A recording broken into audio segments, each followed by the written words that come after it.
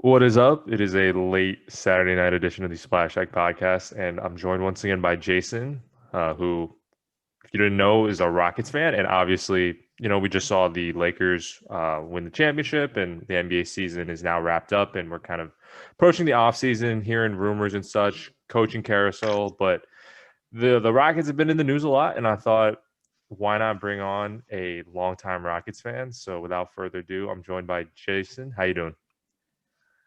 Not well, Matt. I'm wearing all black to commemorate, the recent Rocket news, end of the NBA season. No more basketball for a while, which I guess we're in the off season, but it's a bit gloomy. It's a gloomy outlook right now. Yeah, definitely. So I want to start with your. I would say probably the one consistent thing throughout your Rockets fandom, like the time in which you probably became a Rockets fan, the one constant has probably been the GM, right? Am I fair in saying that? Yeah, I mean, I think Daryl Morey came on in about 2007, which basically put me at around like just when I was getting interested in basketball. Like I remember those early Yao Ming days, Tracy McGrady days. So Daryl Morey has been a constant since I started following basketball and since I became and still am a Rockets fan. So that was something to bet on, and just he defined kind of direction of the organization for so many years. It's going to be a bit weird, without looking at Rockets transactions, Rockets moves without the lens of knowing, oh, Daryl Morey was the one behind these decisions. So it's going to be different. Yeah. I remember we spoke on the podcast, and this was last September, and even back then, given the lame duck situation with D'Antoni and the obviously we didn't anticipate the controversy Daryl would get the NBA into, but I remember even then there was a little bit of a feeling that it could be Daryl's last year if the Rockets kind of flamed out because they went all in on the Westbrook trade, and there was new ownership, which is never really a good sign, and especially when your new owner is reluctant to spend when you're like pretty close to being in the finals. So I remember back then we spoke and you said, quote, and we were both kind of making fun of Tillman Fertitta, the owner, and you said, quote, if Fertitta lets Morey go, he's gonna have to shut up and listen to us Rockets fans. So I just found that ironic that here we are today, and Daryl Morey's no longer the GM. It's definitely really weird.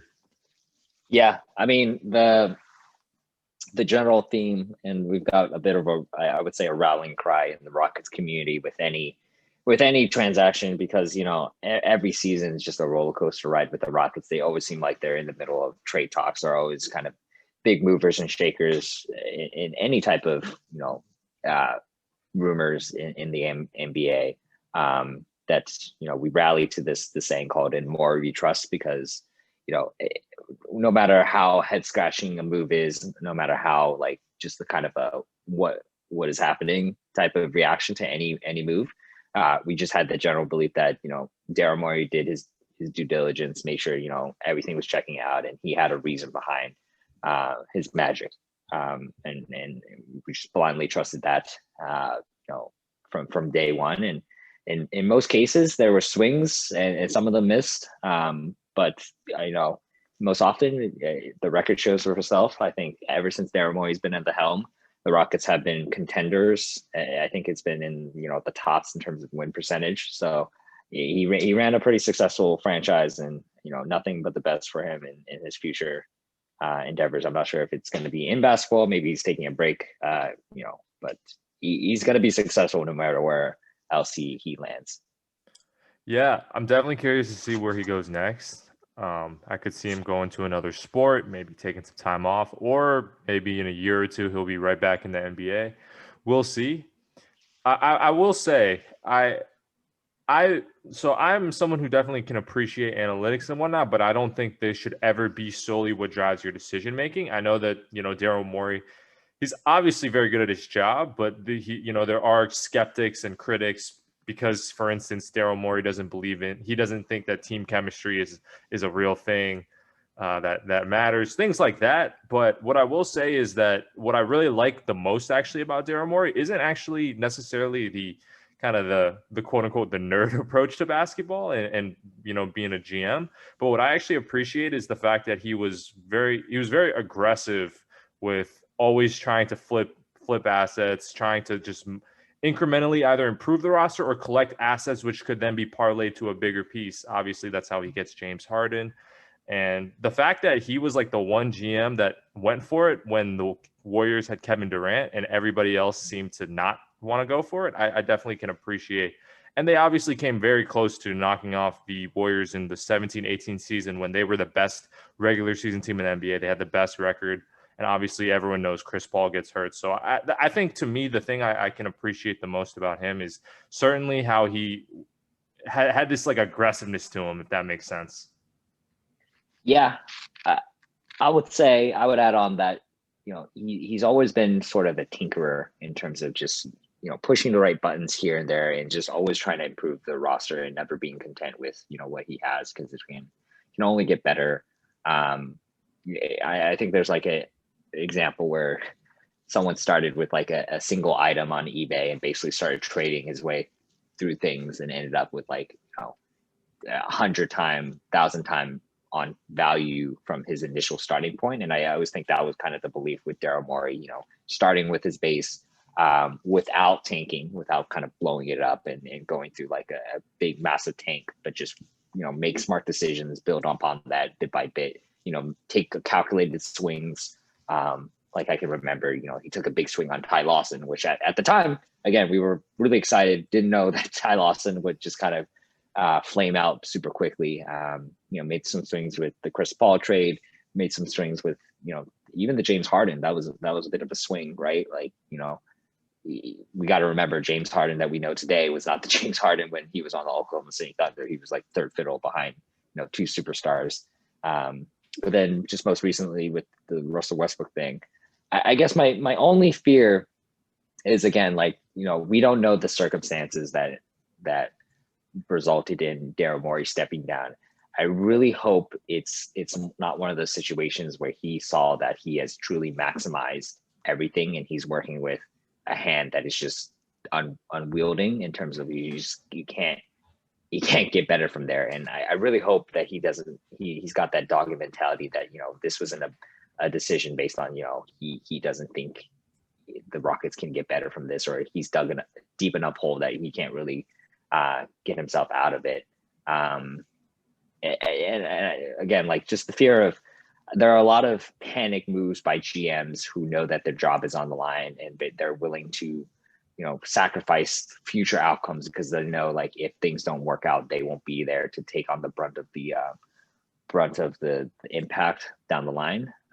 So, just really hope that's not the case with Daryl, because that would really kind of, taint his reputation and sort of paint it in a light that he gave up on the Rockets, right? Yeah. I'm glad you brought up,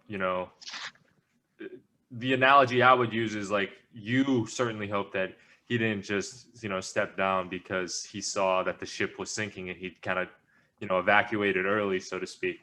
So that brings me to my question that I have for you. Given that they sacrificed picks, for Westbrook, and they've obviously depleted any center that you would want to play quality minutes to, how do the Rockets get better from here? So I think they it's tough because of the financial situation that they put themselves into. For the people that aren't aware, the owner of the Rockets is Tillman Fertitta, who's this really, he made his money off of restaurants and casinos in Houston and in the South. And due to the COVID-19 and the pandemic, he's taken a massive hit in terms of his business. And even more background behind that, when he bought the franchise, it was again, like, it's no joke buying a franchise in today's time. He really leveraged himself up, took out a ton of loans to make the purchase of the Rockets. So he's in a bit of a bind, and he's definitely set up in veiled ways where he says he wants to be competitive, but in a way he was also kind of twisting everyone to make sure that he's not in the luxury tax. So working on the margins here. So I don't think it could be a trade that they improve, but I really think that this is the big two of Harden and Westbrook is kind of their foundation. Maybe they can work off the margins and maybe sign a cheap free agent center so that they can have some type of backup. But I truly think, if given time to gel, the current understanding of like the no center lineup, I think can work given the right variations, given the right factors, given the right type of setup that the team has. I think it would be nice to have like a backup traditional center, in terms of you need the right type of matchup. But I think this concept can work. And the ways to improve is just a couple role players here, more shooting would definitely help, and maybe a backup center there. So nothing I think big swing wise can really improve the Rockets dramatically. I think the team that they had this year was dynamic. I think it definitely had potential if all the right pieces fell into place and all the right type of scenarios were there. So okay, so you're still in on Microball. I'm still in. Okay. I think you still need some time to see it. I think a bunch of people are quick to jump onto the idea that the Lakers went big and won, but the one key difference was like they had a big who played small. Like Anthony Davis is truly a unicorn in the fact that he has guard-like skills, can guard 1 through 5, and basically is just a stretched out like small. Basically, like he has all these characteristics, but in kind of a big body. And you can make that kind of decision similar to Giannis minus with the shooting, but I wouldn't call it going big to help them win. I think they still ended up playing games with LeBron James and AD as like the two tallest guys on the floor, and they basically had shooters and complementary guards around them. So I think in a sense, it's not really size that matters. With the Microball, it's more just kind of the right skill sets. Okay. So on that note, if let's say you're the new GM, Raphael Stone, who are you taking as the coach? Wow. I think the coach, I would like a tactician who can know how to play different setups. Like I really admire the way Eric Spoelstra and Nick Nurse, into a sense, even Brad Stevens, who just come from they're very sound in terms of their schemes. I hope, but then on the other hand, you definitely need a coach that it can handle the personalities of Harden and Westbrook. Although I feel like sometimes it's a little bit overblown, the way that they treat like Harden and Westbrook as a diva. I think it's a little bit of their on-court play. So I'm really not sure. I think someone who is a little bit both. I don't think they need a swing for a big name and draw attention to it. I think they were looking at JVG, Jeff Van Gundy. That could be good. I didn't really actually want them to get Tyronn Lue. I think Tyronn Lue's past success has been mostly driven by just having LeBron, on your team, which I think inflates a lot of different coaches. But we'll see. Just the thoughts of having someone just confident, like just can put out good schemes, fix some of the flaws that we saw with Daryl Morey in terms of not being a great adjuster. I think that's something I'm also looking for. Okay. Yeah, I mean, it certainly looks like Jeff Van Gundy is one of the front runners. Either him, Steven Silas, or John Lucas, it appears, as are the front runners. I'm seeing a rumor that, or not a rumor, but a report that the Rockets are gonna ask Harden and Westbrook. So I mean, that makes sense in this day and age. You always ask your stars who they want to play for. It's really a balancing act too, because I'm pretty sure you're not going to see a record breaking deal for the coach. So it's going to be a balance of who's willing to sign with the Rockets and at what price point. I think that's like another factor you got to throw in. So you got to balance a bunch of stuff. Fits the team, gets the blessing from Westbrook and Harden, and also, is not trying to break bank in terms of salary wise, right? So Yeah, yeah. This might infuriate you, but I'm gonna say something that I has been seen in it's been in the ether a little bit. I've seen some rumors, but would you trade Russell Westbrook for let's just say lots of like a combination of solid rotation players and starters, some young assets, and to get some financial relief, and maybe I don't know, maybe you get a pick. I guess I would only do it if it was like picking up a similar a player that has some promise. So I think it's got to be rotation. Definitely need some depth, but also like a player that could be a swing.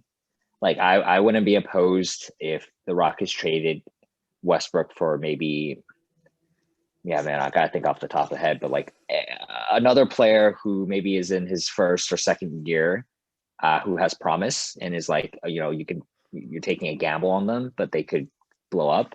I really got to take a look at some of the drafts. That's a good point. Like, who would you trade Westbrook to? Do you have any thoughts? Yeah, so okay, you pretend to be the new Rockets GM. I'm going to be Leon Rose of the Knicks. All right, let's do a fun little thought exercise. So I'm going to offer you Julius Randle, Alfred Payton, Dennis Smith Jr., Kevin Knox, Mitchell Robinson, and a first round pick. We get Russell Westbrook. I would, if you could switch, if you could honestly switch one of those players for another pick, I'd do it. I guess I would take this year's pick. Where did the Knicks draft at? That is a great. Where do they draft at? Searching real quick. They have the 8th pick. Oh, okay. So let's throw in the 8th pick.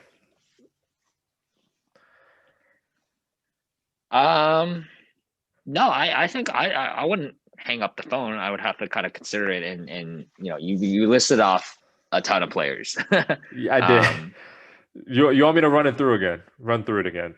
Yeah, let me really. So I remember you said Julius Randle, Dennis Smith Jr., Alfred Payton, Kevin Knox, and Mitchell Robinson, and then the 8th pick. Yeah, you switch. I would say I'll take Julius. I'll take Mitchell. I'll take Knox and Payton. You can have Dennis Smith Jr. Okay. And I'll take another pick down the line. Yes, okay. I would say I would take that. So 4 players, 2 picks. Because you're also taking off this crazy contract that Russell Westbrook has that I think is a super max going over. Like I think it was actually one more year more than Chris Paul.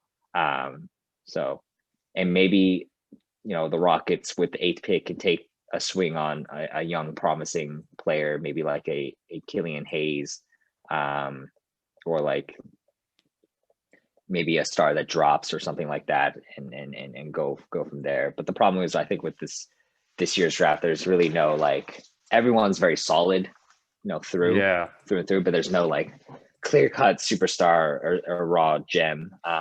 Love to get your thoughts on draft prospects and who you think is going to be legit from this draft, maybe on a future pod, but or when we get closer to the draft.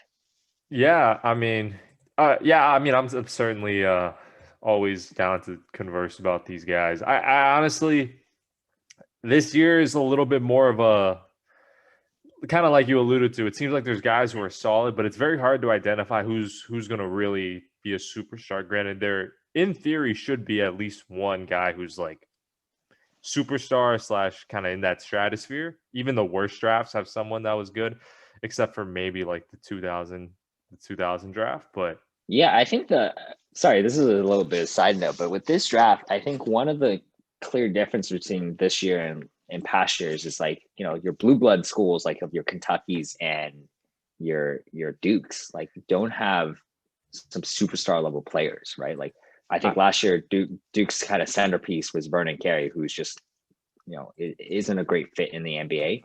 With Kentucky, you just had a bunch of guards that are very like spotty.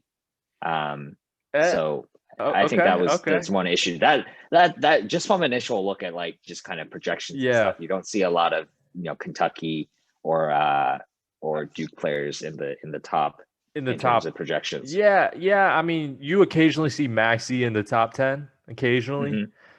I think he's going to rise. I think Tyler Hero's success is definitely bodes well. And I think Hero and Shea's success, especially Heroes in the playoffs, I think that bodes well for Maxi. Um, I mean, yeah, I mean, I hear what you're saying, right? Like the traditional Blue Bloods didn't have their superstar can't miss one and dones this year, but I mean, you know where I stand. I've said for a while. I think Tyrese Maxey is special. I think he's going to be one of the best players in this draft, but I don't think he's going to just based on, what based on just the big boards and such. I don't think he's going to go in the top 5, but 6 to 10 is definitely in play, but a lot of places have him like late lottery. Mm-hmm. Yeah. Yeah, I mean, I think the trade though between that hypothetical trade between the Knicks and the Rockets is really interesting. The thing is, like, I think James wants to play with Russ, which is so it's kind of like it may not be the cleanest basketball fit, but it's like it keeps him happy. It's like his homies on the team, and Yeah, I'll tell you what. From my view, actually, I don't think it's going to be Westbrook that gets traded. I think it's going to be someone like an Eric Gordon getting traded. I think he's on the chopping block. I think, especially if he plays well early in the season. I think he had a very slow start this past season with some injuries with his knee, and even in the bubble, I don't think he ever found the right footing that to succeed. Um, so we'll see. I think, of course, everyone wants to project like a super sexy, like, big swing type of trade with Westbrook or Harden. But I think it's really going to be, they're going to shake it up with a couple of their older players. They're one of the oldest teams in the league and try to strip it down and try to inject a little bit of youth into the team. Be it like, Eric Gordon, Rocco, who actually I would keep Rocco because his contract is good.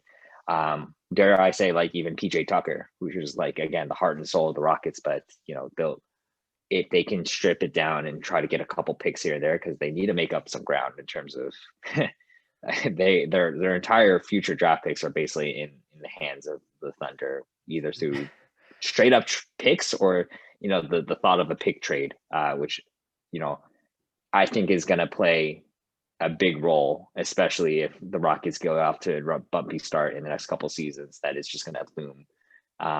It's like basically taking on a ton of debt and knowing in the back of your mind, like, man, a lot of things got to go and to fall in the right place for this thing to work. But if not, like, it's gonna suck down the yeah, line. yeah, it was definitely a win now move, which it was. I mean, it's no secret that Daryl Morey probably didn't want that trade. It was probably more motivated by Harden and potentially ownership. But um, yeah, it's interesting. Do you think? I know that he became kind of the the punching bag for everyone's jokes, but do you think Daniel House has any trade value? Oh yeah, he's got some trade value. I think he was a solid player. I almost forgot about him. I think I basically blocked him out of my memory once he kind of his fiasco in the bubble. But so yeah, I think Daniel House is definitely worth tradable. Although I think he's a very useful asset because I think he signed for very cheap. Yep. This past year, I think he signed like a 2-year deal or something like that. Yeah, he's only getting paid 3.5 million. Mm-hmm. Yeah. So I mean, I guess that's a trade chip. So you're still of the belief like don't get a costly center is still kind of your mindset, like a Yeah, because typical starting center.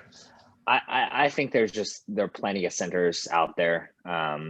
Again, it's either you have a unicorn like a Anthony Davis, a Jokic, or a Giannis, and then everyone else, right? Like there's a clear cream of the crop at the top, and then everything else just kind of levels out later on. So Yeah. Yeah, I mean, there's a lot of cheap big men on the market. So I'd assume that you guys are going to sign one of them for cheap and play him like 10 minutes a game or something like that. yeah. Like I don't know, just to throw a name out there, like a Myers Leonard. Mm-hmm. Yeah, I'm actually scrolling through a free couple of agents. old.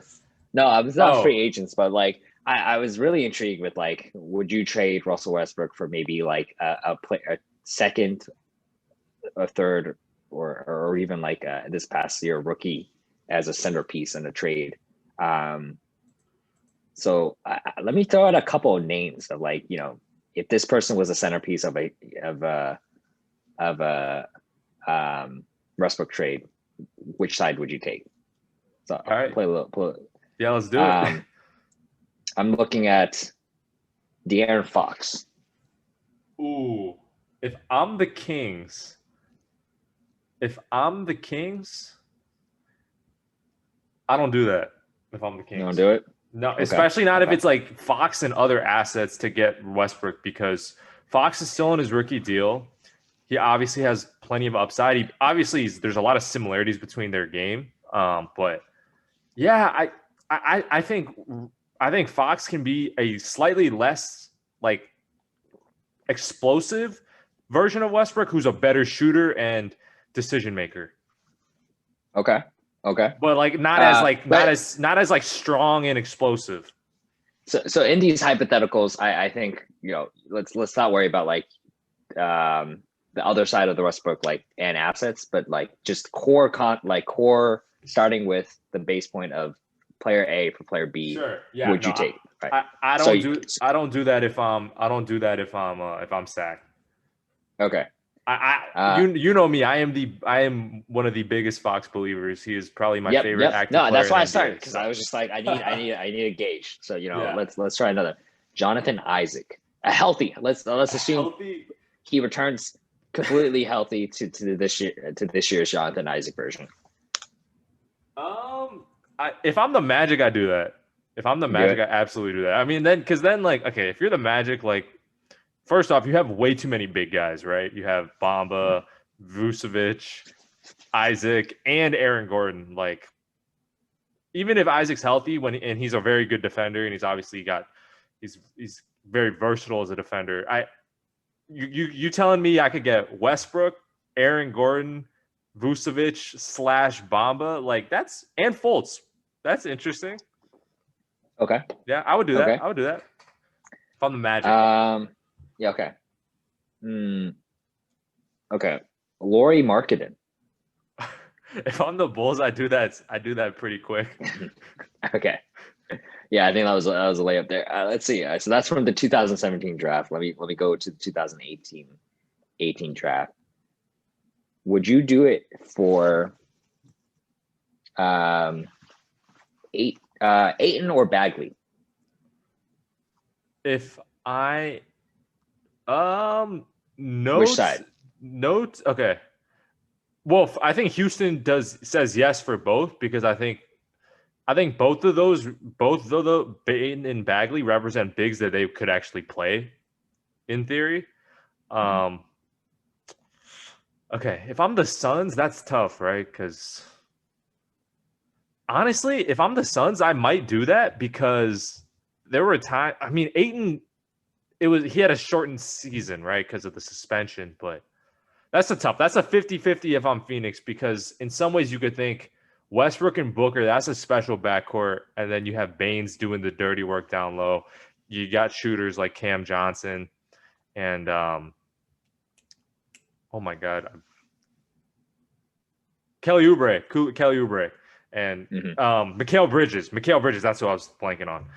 Mikal Bridges, right? I think that could be interesting, but yeah. And then Bagley. So did you say like take the other parts of the roster out of it or no? Because if yeah, I'm saying centerpiece. The big head names is Bagley and Westbrook. But the thing is, if you're Sacramento, why would you want Fox and Westbrook? That is true. Yeah. Okay. You know? Yeah, I was just thinking like player to player. Right, Would you take that? Yeah. No. Well, for Bagley, no. No. But yeah. Would you do Sexton and Garland for Westbrook? Nah. No, not. Nah. Hang I'm on. not. Sexton, Garland, Kevin Love. One of Sexton and Garland, and then Kevin Love and Dylan Windler. I wouldn't hang up the phone. I wouldn't like myself. It's like it's that feeling of like eating a McDonald's at like midnight. Like just yeah, like I'm doing it, but like I don't feel great. I don't feel like I'll feel great the next morning because I'm down on Kevin Love. I feel like it's only going down from here with Kevin Love. He's reached his peak, and you're basically trading an expiring guy or a declining guy with Westbrook for Kevin Love. Yeah, that's fair. I got an interesting one for you. I don't know how much sense this really makes, but a deal essentially centered around JJ Redick. So let's say I don't even know if the finances are going to work here, but JJ Redick. Okay, JJ Redick, Jackson Hayes, Lonzo Ball for Westbrook and Daniel House, and then you figure out a way to make the math work. Nah, you can't do it. Can't whip him. Can't whip with Lonzo. And yeah. Redick. Redick's a little is again. He's old. Like he's really. I don't think you can really depend on him, especially when you threw in Daniel House in there. I can't do it. Okay. Let me throw you another one. A deal centered on Russell Westbrook and Michael Porter Jr. Oh my God. So spicy. That's spicy. That's really spicy. That's very spicy. Wow. I think it's gonna have to be Michael Porter Jr. and like maybe a pick or maybe another complimentary player from the Nuggets because they have depth. So let's say like Westbrook for Michael Porter Jr. and Jeremy Grant. Jeremy Grant is a free agent this year, so let's say Will Barton instead, or Gary Harris. Okay, yeah, Gary Harris, and then you find a way to make the math work. Yeah, find a way to make the math work. Try to match salaries. I'm gonna be honest. I don't do that because for the if I'm the Nuggets, if I'm the Rockets, I do that because I think Gary Harris and Michael Porter Jr. can play seamlessly without demanding the ball too much, so you can still have Harden as your primary creator. But the reason I don't do that if I'm the Nuggets is because you got Westbrook, you got Jamal, and you got Jokic. It's like I don't know. I don't know how I feel about that. Yeah, I think that was the spiciest one I can come up with in terms of just like, like you really gotta pause and think about that one. Yeah. Are there any rookie? Okay, and obviously you throw in the other pieces to make the money work, but outside of Ja, Zion, and I'm gonna say Tyler Hero. Actually, I'm gonna take Tyler Hero out. Let's say outside of Ja and Zion. Are there any rookies from like anyone from this past rookie class where they would be enough to say, like, if they were the centerpiece, you would be enticed? So you're saying besides Zion and Ja? Yeah, you can say Tyler Hero, but I would say Tyler Hero, man. Is that it? Is Hero it? It's Hero. Just going through like, no, I don't think RJ. I'm not a big believer in RJ and not DeAndre. Everyone else is complimentary. One guy from this rookie class that I'm actually kind of like, I wouldn't be surprised if this person blows up, but it's really because no one follows the Detroit Pistons, but Siku, dude's 19. Like he got, like, I'm only knowing this because I follow fantasy, but dude was balling. Like he was okay. legit. Okay. Good size. Like I think showed a lot of promise. So no. Okay, interesting. Can't say I watched a lot of Pistons basketball this past year, but Yeah. that's interesting. Honestly, like this guy wouldn't be the centerpiece, but like I feel like Brandon Clark would be such a perfect fit on Oh, absolutely. the micro ball Rockets. But Yeah. Yeah. yeah, Yeah. and Let me throw one last one. Let me throw yeah, let's one hear it. last Let's hear one. it. Let's hear it. Would you trade like Russell Westbrook for DeMar DeRozan and like Lonnie Walker? Oh, Because I think DeMar DeRozan and Westbrook, you can work with that as a base for contract wise stuff. yeah. And then you throw in. I'm a big believer in Lonnie Walker. I think he's legit. He's been hurt a lot. Like I Yeah, feel he's like we been haven't hurt. seen him. I feel like haven't got to see a lot of him. If I'm right, yeah. Like his rookie year he missed most of the season, and then this year he played 60 games. Yeah, I will. I'm only saying this because, again, this is why I should never be a GM for a sports team. But he played the Rockets this past season before, bubble basketball, and he beat the Rockets in double overtime. Right, I remember that. I remember that. I remember watching this, and I could not believe it because this guy was on fire. He was hitting threes to tie the game. He scored 19. I'm reading his Wikipedia. It's actually written out here. He scored 19 in the fourth quarter, ended up with a career high 28 points, 4 rebounds, 3 assists, three steals, and a block against the Rockets. And I remember watching that. I was like, dude, small sample size, but this guy is for real. Like, okay, interesting. Okay, gosh, I'm just thinking like. I honestly wouldn't do that if I'm Houston. I would do that if I was the Spurs. I wouldn't do that if I'm Houston, and the reason is I don't know. I don't feel much better about DeRozan as of playing next to James. Actually, okay. yeah.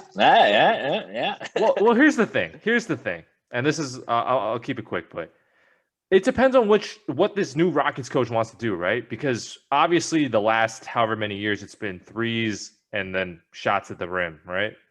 Yep.